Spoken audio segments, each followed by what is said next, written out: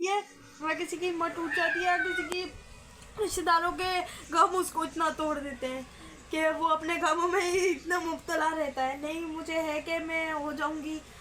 अभी मैं सैड हूँ लेकिन आहिस्ता आहिस्ता ठीक हो जाऊंगी। वो आहिस्ता आहिस्ता मुझे पता है मैंने कैसे ठीक करना है। वो ये है कि अल्लाह ताला को आप अपने गम बताया करो। लेकिन नहीं मैम, आप अपना व्लॉग छोड़ा करें, हम आपके व्लॉग का इंतजार करते हैं। ऐसा तो नहीं करें प्लीज। कुछ गली की लड़कियां हैं वो मुझे बोलती हैं आराम ना ऐसे जला आप क्यों व्लॉग नहीं छोड़ी। गाइस आपको एक और बात बताऊं, इस मतलब कि जहाँ जहाँ मैं जाती हूँ ना सब मेरे नाम से अब जानने लग गए हैं। ब्रदर लॉजी से हमने पहले हमारा आमना सजल का चैनल था, लेकिन अब ब्रदर लॉजी से बनाया है। नहीं, पहले था अपन का आमना सजल यूट्यूब चैनल, फिर उसका था अपन ने टिकटॉक स्टार्ट की, वो था एमएनएस की आईडी, फिर अपन ने स्टार्ट की सिर्फ आमना सजल, और आमना सजल का नाम ट्रेंड कर गया।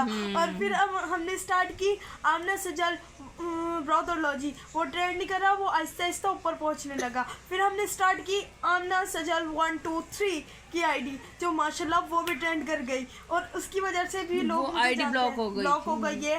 वो आईडी मेरी ब्लॉक हो गई। कितने सारे लोग खुश हो गए थे आमना की वो आईडी बैंड होते। आमना की 8 दिन में मैं रोई नहीं उस आईडी पर, आमना सजल की आईडी, लेकिन खामोश हो गई थी, खामोश हो गई थी एकदम से।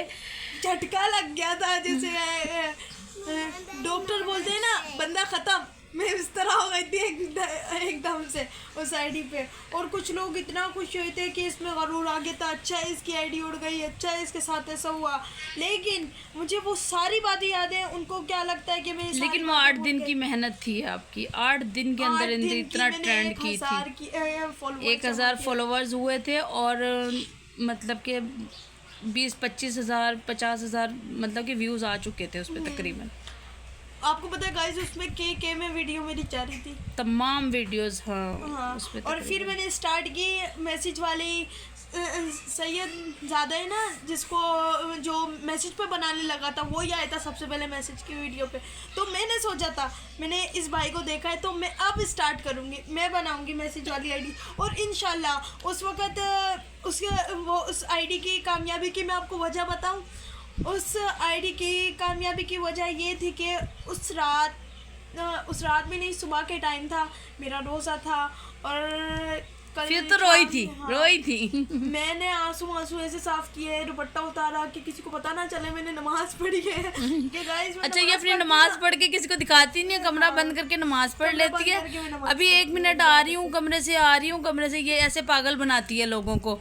और फिर नमाज पढ़ के बाहर नमाज पढ़कर बाहर ऐसे आती है, वैसे ही अपने बाल बखेर के अपने आप को बना के आ जाती हैं।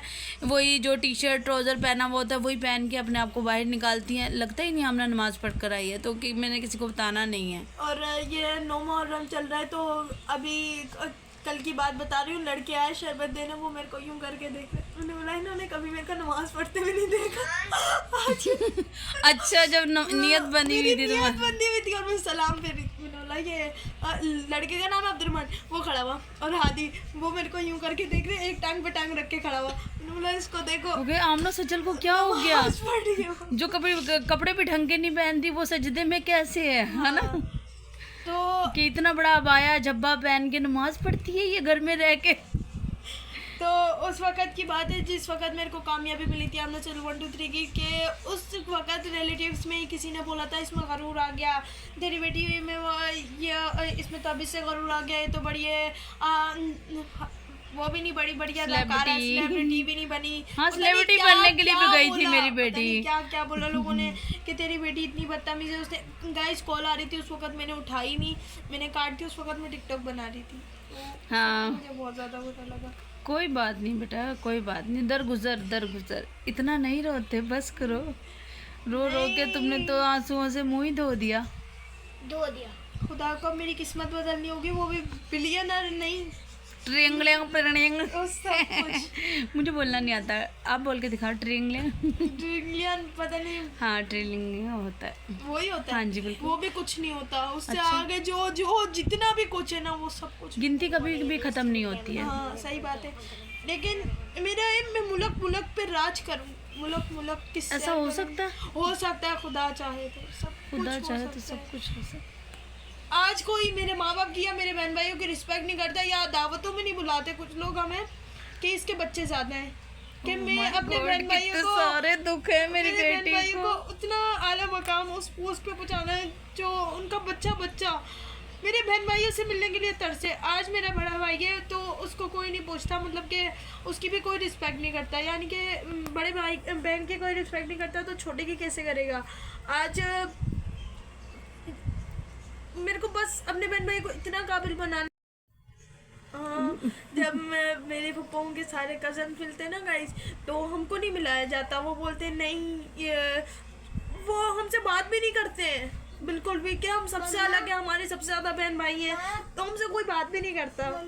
हमको सबसे सारे मतलब के सारे रिलेटिव्स में ना सबसे अलग रखा जाता है, सबसे अलग। और ये चीज़ें मुझे बहुत, लेकिन ये आप लोगों की खुशकिस्मत ये है ना कि आपकी सगी फुप्पो तो आपको इतनी अहमियत देती है ना, आपकी सगी फुप्पो तो अपनी है ना, वो लोग तो आपको इतना चाहती हैं ना, बस शुक्र है अल्हम्दुलिल्लाह। दूर के रिश्तेदारों का क्या है, ताया चाचा खाला मामा फुप्पी, वो थोड़े दूर के, उनके बच्चे उनके ये इन चीज़ों को छोड़ो, इनका दुख करने का कोई वो नहीं है बेटा, कोई नहीं। क्यों रोते हो, ना बुलाएं शादियों में, ना बुलाएं, कोई बात नहीं।